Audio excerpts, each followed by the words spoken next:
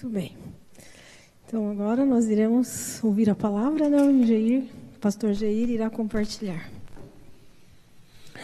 Boa noite a todos, sejam bem-vindos à casa de Deus. Você, internauta, que conectou seu computador, seu tablet nesse momento para ouvir essa mensagem também, que Deus esteja contigo, que a sua casa também seja um templo do Senhor.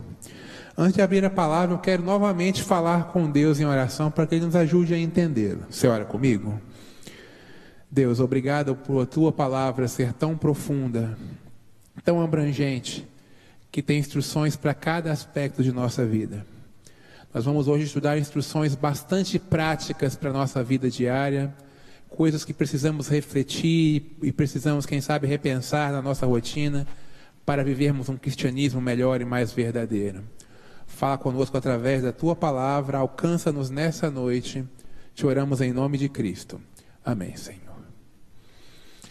Em muitas igrejas evangélicas, em muitas denominações cristãs, constantemente se fala acerca do uso do dinheiro ou de como consegui-lo, né? E isso começou a me incomodar um pouco de um certo tempo para cá, e eu resolvi estudar um pouco mais na Bíblia o que a Bíblia diz sobre finanças. Mas eu quero já lhe adiantar, querido ouvinte, querido internauta, que eu não vou falar de dízimo e oferta aqui. Eu descobri na Bíblia algumas instruções práticas para como nós devemos usar os nossos recursos cotidianos, aquele que você traz para casa do seu salário, você faz suas compras, paga suas contas. A Bíblia tem instruções com relação a isso, e nós vamos ver algumas. 1 Timóteo capítulo 6, verso 10. Se você trouxe sua Bíblia, abra comigo. Aliás, 2 Timóteo capítulo 6, verso 10. Não, perdão, é a primeira mesmo. Está errada a minha anotação. 1 Timóteo capítulo 6, verso 10. É um texto que muitos conhecem até de cor, né? Não sei se você já encontrou. Quem encontrou, diga amém. Porque o amor do dinheiro é raiz de todos os males. Alguns nessa cobiça se desviaram da fé e a si mesmos se atormentaram com muitas dores. Desse texto tem alguns aspectos que vale a pena salientar. Um dos aspectos é que Paulo está dizendo a Timóteo que a raiz de todos os males não é o dinheiro, mas o amor a ele. O dinheiro em si mesmo não é uma maldição. Tanto é que você o usa para manter a sua vida diária, né? Para a sua manutenção e da sua família. Então o dinheiro não é maldito em si mesmo. A Bíblia não amaldiçoou o dinheiro, não amaldiçoou as riquezas, mas amar o dinheiro, aí sim é uma maldição. Amar o dinheiro, aí sim, gera todos os males. E um outro ponto interessante é que o amor ao dinheiro causa o desvio da fé. Entende por que eu estou falando sobre finanças essa noite? Aparentemente, dinheiro é um assunto extra-igreja, né? Um assunto extra-espiritual, mas a Bíblia diz que não. Que falar de dinheiro também é espiritual, porque o dinheiro, a maneira como eu lido com ele, pode me afastar de Deus. E se me afasta de Deus, então é uma questão espiritual também. E Paulo diz isso, que alguns se afastaram da fé, por causa de amar o dinheiro. O que você deve extrair desse verso? Que não devemos ser ambiciosos, não devemos amar o dinheiro. E infelizmente tem muita gente, mesmo dentro das igrejas, cultivando esse espírito de ambição.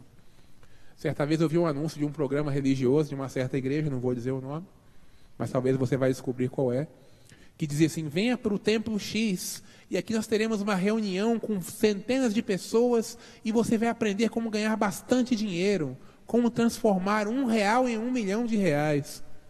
Você acha que o objetivo de Deus em ter uma igreja na terra é esse? Em que você aprenda a transformar R$1 em R$1 milhão? Se a nossa pátria é o céu, se o nosso tesouro maior está no céu, você acha que esse é o objetivo do Senhor em constituir uma igreja? Fazer você ficar milionário? Certamente não. A Bíblia também nos dá um outro conselho interessante em Lucas 14, 28. Enquanto você procura, eu quero lhe perguntar algo. Você costuma controlar, né, as suas contas, né, o que você gasta, o que você recebe? Você é organizado com isso? Ou simplesmente você vai pegando aqui, passando por ali, né?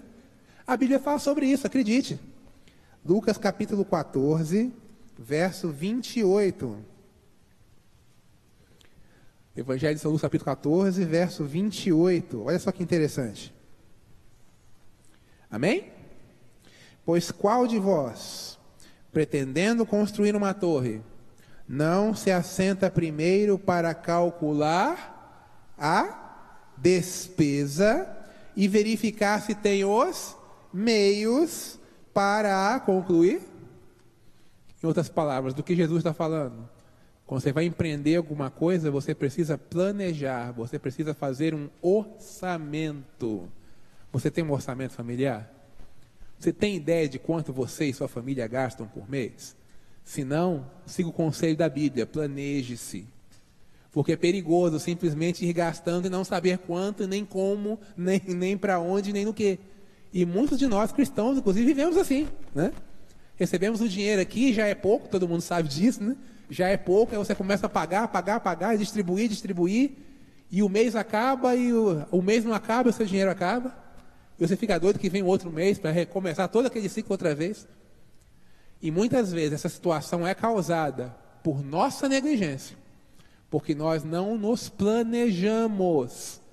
Às vezes fazemos coisas que não podemos fazer financeiramente, não temos a devida sabedoria. E a Bíblia nos alerta nesse texto sobre isso. Ainda há uma outra observação da Bíblia, um outro conselho bíblico agora no Velho Testamento, lá no livro de Provérbios. Provérbios vai ser um livro que a gente vai ver bastante hoje. Provérbios capítulo 6. Enquanto você procura, eu quero lhe dizer que certo dia eu assisti na mídia que o brasileiro quase não economiza. Um levantamento que foi feito, um estudo, e concluiu que o brasileiro quase não economiza. Raros são aqueles que têm alguma economia, né? A maioria não consegue economizar nada, né? Foi a conclusão de um certo estudo veiculado na TV. É bem verdade que a situação econômica, financeira do país e a nossa pessoal não ajuda muito a economizar, isso é fato. Mas será que não falta mais empenho nisso? Vamos ver o que diz a Bíblia acerca de economizar, de ajuntar alguma coisa, ajuntar algum recurso. Provérbios capítulo 6, versos 6 a 8. Provérbios capítulo 6, versos 6 a 8. Esse é um texto também bastante conhecido de muitos cristãos, muitos adventistas conhecem esse texto, né? A gente sempre menciona esse texto em outro contexto, falando da diligência, do trabalho, mas eu quero aproveitá-lo de outra forma. Provérbios 6, 6 a 8. Nós lemos: vai ter com a formiga, ó preguiçoso, considera os seus caminhos e ser sábio. Não tendo ela chefe, nem oficial, nem comandante, no estio prepara o seu pão, na cega ajunta o seu mantimento, o seu alimento. Salomão está falando que a formiga ajunta o mantimento, né? Ajunta suprimento para si. Por quê? Porque há estações do ano em que a formiga não consegue o mantimento que ela precisa. E aí ela faz uso do estoque que ela fez previamente, né? Quer ver um outro exemplo disso? Bíblico também, Gênesis capítulo 41. Gênesis capítulo 41. Um exemplo muito interessante, talvez o primeiro da Bíblia com relação a esse aspecto. Gênesis capítulo 41, a partir do verso 34. Quem encontrou, diga amém. Faça isso, Faraó, José falando com Faraó, né? E ponha administradores sobre a terra.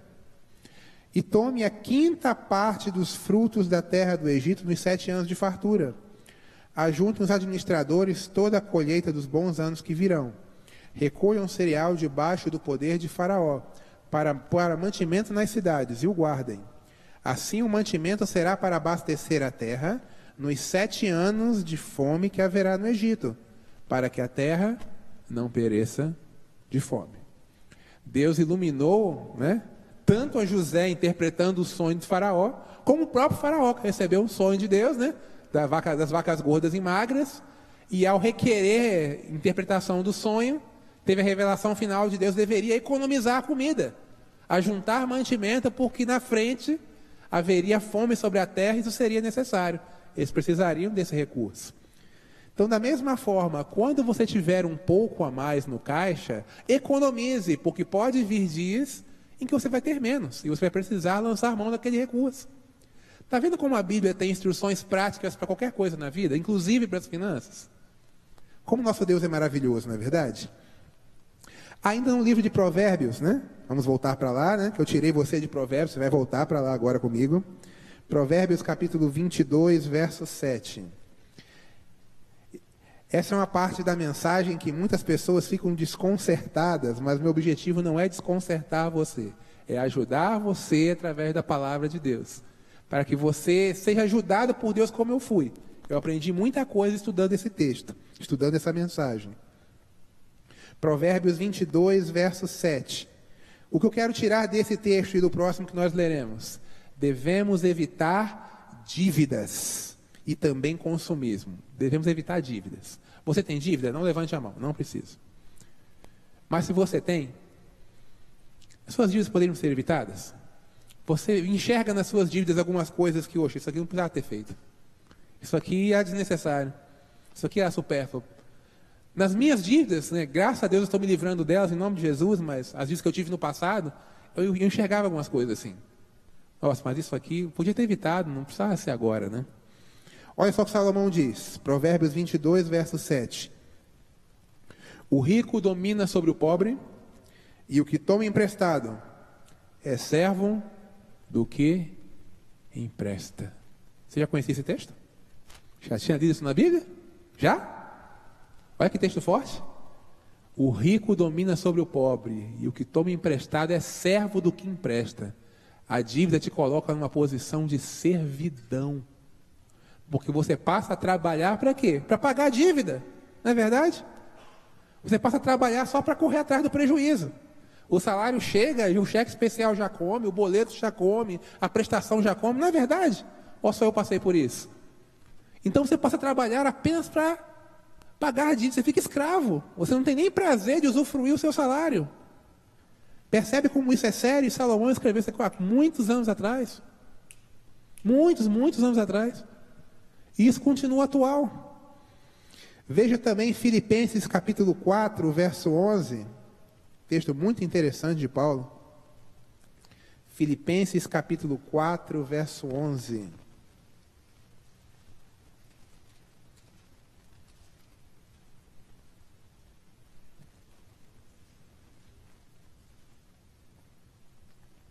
Nós vamos ler o 11 e o 12, para melhor compreensão. Filipenses capítulo 4, versos 11 e 12. Olha só o que diz. Todo mundo encontrou? Amém? Digo isto, não por causa da pobreza, porque aprendi a viver contente em toda e qualquer situação. Tanto sei estar humilhado, como também ser honrado. De tudo e em todas as circunstâncias já tenho experiência. Tanto de fartura como de fome, assim de abundância como de escassez. O que eu quero tirar desse texto? Né? Nós muitas vezes ficamos dominados, né, pela pressão da mídia para consumir, não é verdade? Quando você liga a TV, tem horários que você assiste mais comercial do que o seu programa, já reparou?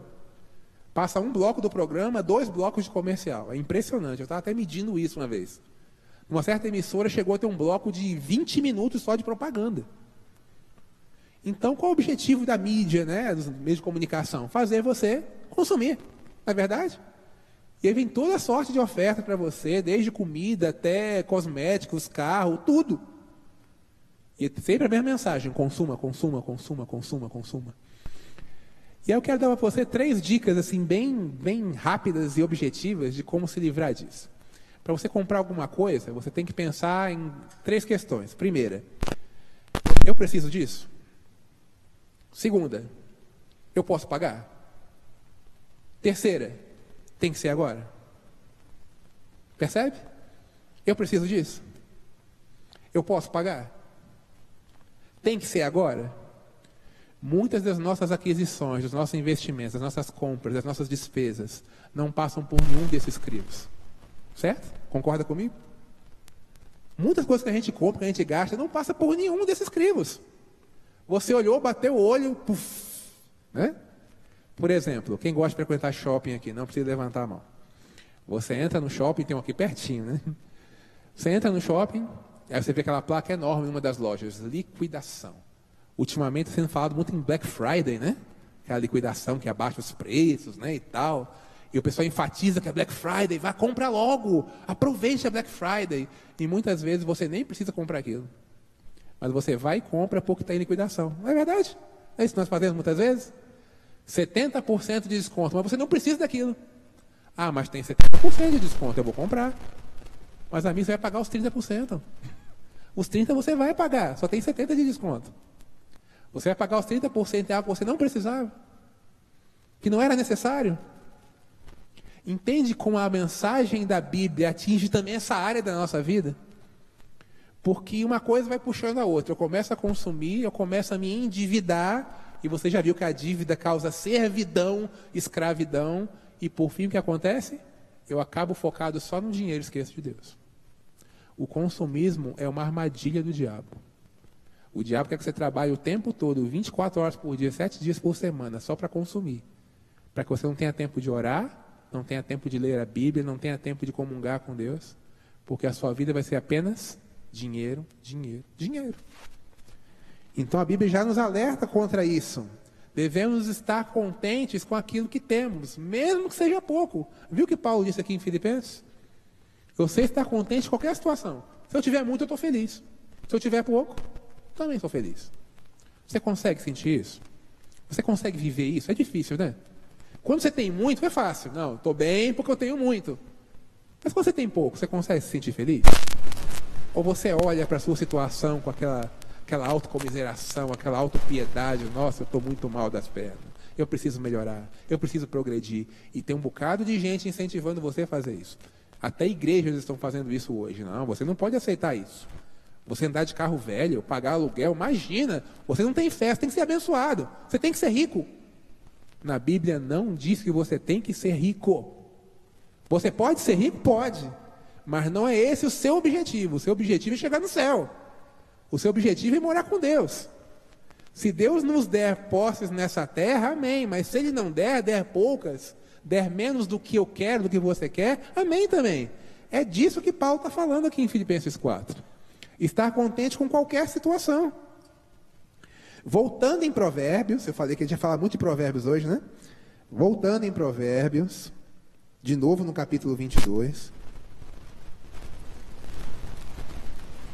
Tem uma outra questão aqui, um outro item, que muitas vezes desconcerta as pessoas, dentro e fora da igreja. Mas é uma mensagem da palavra e precisa ser comentada, precisa ser apresentada, porque eu creio que se eu não fizer isso, eu não estarei sendo fiel ao que Deus me mostrou. Provérbios capítulo 22, verso 1. Todo mundo encontrou? Amém?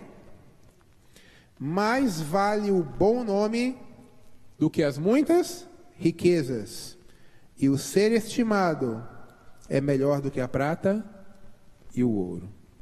Uma certa emissora de TV divulgou no seu telejornal que mais de 50 milhões de brasileiros têm restrição, Serasa, SPC, Cadinha, etc. É bem verdade que há situações e situações, há pessoas que estão com um nome sujo, entre aspas, que realmente passaram por momentos difíceis na vida e não tiveram condição ainda de liquidar o seu débito, isso é compreensível. Mas há muitos devedores Brasil afora que estão nessa situação por vontade própria. Não é porque não tiveram condição, é porque realmente foram negligentes, se descontrolaram e não empreenderam nenhum esforço para mudar isso. Porque dívida pode ser renegociada, não é verdade? Você pode procurar o credor e fazer um acordo, pode se tentar fazer alguma coisa para mudar o quadro. Mas tem pessoas que simplesmente ignoram isso. Tem pessoas que não ligam para isso, né? E eu fico triste quando alguém me procura, né, para conversar e fala assim, eu conheço uma pessoa aí que é cristã, da igreja A, da igreja B, e o cara me deve, o cara fez um negócio comigo e não foi honesto. Isso me corta o coração, gente. Porque honestidade nos negócios é uma das marcas do cristianismo. Não dá para ser cristão e fazer negócios escusos, né, negócios duvidosos, causando prejuízos a outrem. Não dá, não combina, né? Seria algo que Cristo jamais aprovaria, se ele estivesse pessoalmente na terra, e nem o Espírito Santo que está na terra não vai aprovar, de maneira nenhuma. O bom nome vale mais que as muitas riquezas, né? E aqui eu me reporto, por exemplo, uma certa dupla de empresários, são 2 irmãos, eu não vou citar o nome, mas você vai saber de quem eu estou falando, que embora fossem muito ricos, agora estão presos por corrupção e inclusive têm dívidas com o governo, impostos não pagos. E eram 2 pessoas riquíssimas, ainda são ricos, né? Ainda não perderam patrimônio.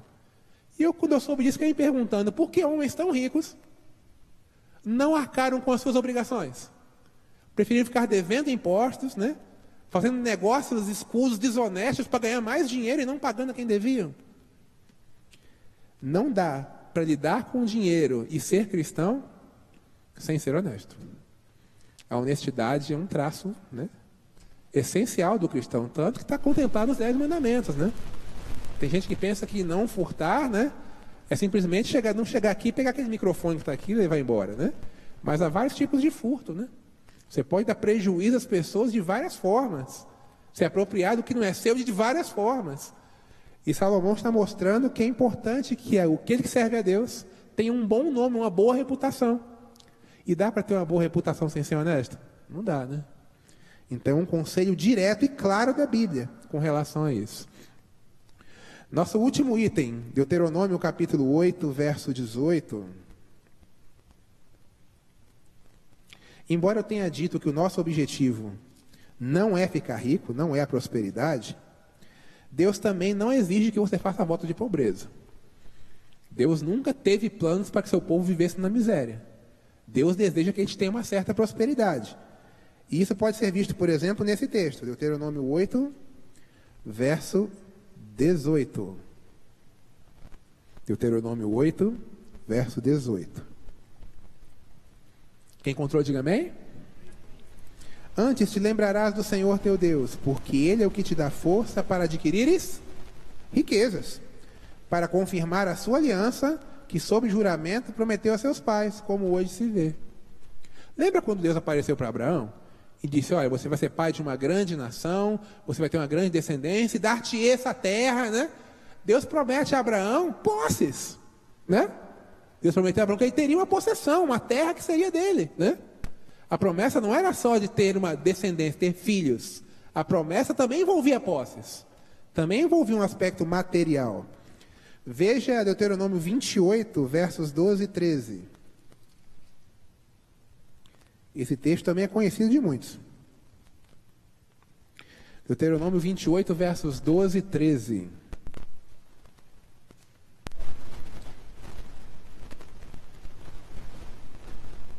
Amém? O Senhor te abrirá o seu bom tesouro, o céu, para dar chuva à tua terra no seu tempo e para abençoar toda a obra das tuas mãos. Emprestarás a muitas gentes, porém tu não tomarás emprestado. O Senhor te porá por cabeça e não por cauda. Só estarás em cima e não debaixo, se obedeceres os mandamentos do Senhor teu Deus, que hoje te ordeno, para os guardar e cumprir. O que Deus está dizendo aqui? Olha, se você for fiel, você vai prosperar. Ah, então aqui, se eu for fiel a Deus, eu vou ser rico. Não, não é bem assim. Prosperar não é necessariamente ser rico. Você vai ter aquilo que você precisa. É que a nossa visão de prosperidade está distorcida, né? Nós achamos que próspero é o cara que tem uma mansão, né? Que tem iate, que tem jatinho, né? Se você tem uma casa para morar, se você consegue pôr alimento na sua mesa, se você tem seu carrinho velho, como seja, como o meu é, etc., considere-se próspero, irmão. Não é verdade? Por que a nossa visão de prosperidade é tão assim, né? Tão elevada? Não, para ser próspero tem que ter muita coisa, né? Prosperidade, na verdade, não é ter muita coisa, é ter o que nós precisamos e saber usar isso. Por que a Bíblia tem esses conselhos práticos para nós? Porque Deus nos colocou como mordomos dos recursos materiais. Tudo é de Deus. O Salmo 24 fala que a Deus pertence a terra, né? O mar, tudo que contém, tudo é de Deus. Mas Deus deixa emprestado na nossa mão, deixa você tomar conta. Mas Deus quer que você faça uma boa administração desses recursos. Que você cuide bem dos recursos que Ele te deu. E por isso, há instruções na sua palavra também sobre isso. Cuidar bem dos recursos também é cristianismo. Olha que interessante. Também é discipulado, também é serviço a Deus. Porque o Deus que deu os recursos para você quer que esses recursos sejam uma bênção. Mas se você amar o dinheiro, nós começamos com esse texto, né? O dinheiro vai te afastar de Deus. E não é porque o dinheiro é maldito, é porque o amor ao dinheiro é maldito. Nós não devemos amar as riquezas, não devemos amar o mundo, porque esse mundo vai passar. As riquezas, muitas ou poucas que eu e você venhamos a ter nessa terra, um dia vão se acabar. Mas existe um tesouro no céu que nunca vai acabar. Você percebeu que na nova terra, o irmão Marcos Simões pregou sobre isso semana passada, né? As ruas são de ouro, gente. Você vai pisar em ouro. Você percebe isso? O ouro vai ser o asfalto. Porque o importante da nova terra não é o ouro, não são as pedras preciosas, é a presença de Deus, é a presença de Cristo. É a eternidade, é a salvação. Ouro é importante aqui. Mas para onde eu e você estamos indo em nome de Jesus, o ouro não é importante. Você vai pisar nele. Por isso, meu amado, não se deixe dominar pelo ouro enquanto você está aqui. Porque para o lugar para onde Deus quer levar você, tem coisa muito melhor do que ouro, percebe? Deus tem para você coisa muito melhor do que dinheiro, do que riqueza. Dinheiro e riqueza são importantes aqui. Mas um dia nós vamos para um lugar onde isso não vai ser importante. O que vai ser importante é estar na companhia de Jesus Cristo para todos sempre. E a palavra diz que lá não haverá morte, nem dor, nem clamor. Tudo será novo, as primeiras coisas serão passadas. E aí não terá importância se você teve dinheiro na terra ou não. O que importará é se você teve Deus na terra, se você teve Cristo na terra. Ou melhor, se Deus teve você enquanto você andou na terra. Tem muita gente que diz que tem Cristo, mas Cristo não tem essa pessoa. Cristo não a domina, não a controla. Nós precisamos permitir que Deus nos controle em tudo, inclusive na vida financeira. Eu desejo para a minha igreja toda a bênção do Senhor Jesus Cristo em todos os aspectos da vida. E notadamente nesse nós estudamos essa noite. Que Deus abençoe as suas finanças. Que o dinheiro na sua mão seja uma bênção. Que ele sirva para abençoar a sua casa. Que ele sirva para abençoar a casa de outras pessoas também. Porque a solidariedade e a benevolência também é requerida dos cristãos. Que o dinheiro na nossa mão sirva para abençoar outras pessoas e sirva para abreviar a volta de Cristo. Amém? Teremos agora o hino final. Qual que é, Margarete? Muito bem. Irmãos, antes de encerrarmos, nós vamos então louvar a Deus com o hino 471. Confiei no meu Senhor. Vamos nos colocar em pé, então?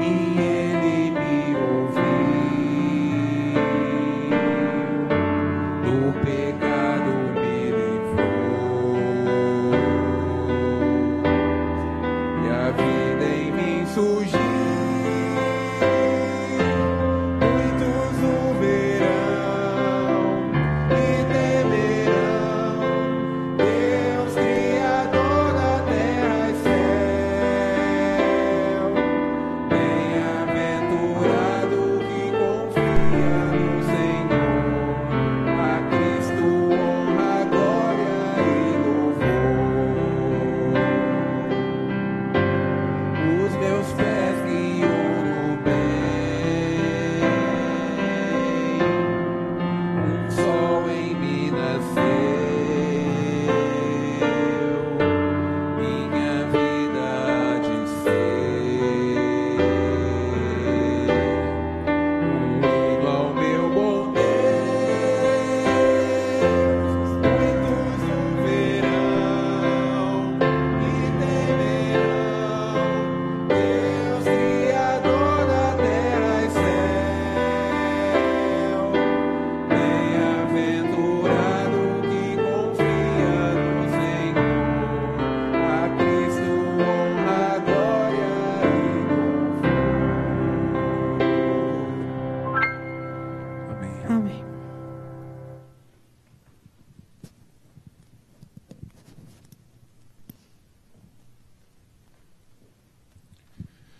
Vamos orar? Deus, nós declaramos através desse hino que nós confiamos no Senhor. Nós confiamos em Ti em todas as áreas da vida. Nós confiamos em Ti também na vida financeira. Nós entendemos essa noite, Senhor, que Tu tens instruções claras, diretas, específicas para como devemos cuidar dos recursos que chegam às nossas mãos. Nós entendemos, Senhor, que o dinheiro não deve nos dominar. Não devemos amá-lo, porque só Tu és digno de amor, de adoração, de veneração, de obediência. Por favor, Deus, não nos deixe ser escravos das riquezas. Dá-nos sabedoria para lidar com elas e usá-las para abençoar outras pessoas. Usá-las para a salvação de outras pessoas. Usá-las para a nossa própria salvação.